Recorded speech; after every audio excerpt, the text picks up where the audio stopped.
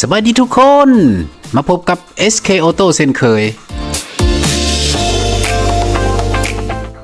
ใครที่กำลังซอกหารถมือสองคุณภาพดีทั้งโลเท่ประหยัดน้ำมันต้องคันนี้เลย Mazda 2 ปี 2020 ที่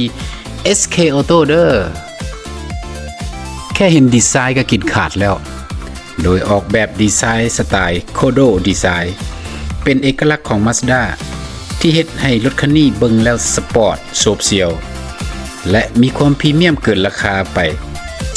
สภาพสีนี่ขอบอกเลยว่าเนียบเหมือนหากออกจากโชว์รูมเลยเฮาดูแลมาเป็นอย่างดีบ่มีห้อยขวดขีดกวนใจอย่างแน่นอนมาลองขับกันเบิ่งเลยว่ามันสิเนียบซำใดด้วยเครื่องยนต์เบนซิน Sky Active G ขนาด 1.3 ลิตรที่ขึ้นชื่อว่าประหยัดน้ำมันหลายที่สุดแต่ก็ยังให้อัตราเร่งที่ทันใจขับสนุกตามสไตล์แบบซุ่มๆของ Mazda เลยบวกกับช่วงเวลาที่เกาะถนนดีเยี่ยม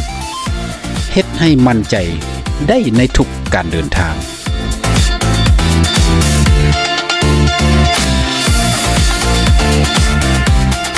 สรุปง่ายๆเลยสำหรับ Mazda 2 คันนี้เหมาะสำหรับคนที่ต้องการรถที่ว่า 1. ดีไซน์สวยงามสปอร์ตทันสมัยบ่ตกยุคง่ายๆ 2. ประหยัดน้ำมันด้วยเทคโนโลยี Sky Active ช่วยให้ประหยัดน้ำมันและประหยัดค่าใช้จ่ายหลาย 3. ขับสนุกทรงล่างดีเยี่ยมพวงมาลัยคมเฉียบขับสนุก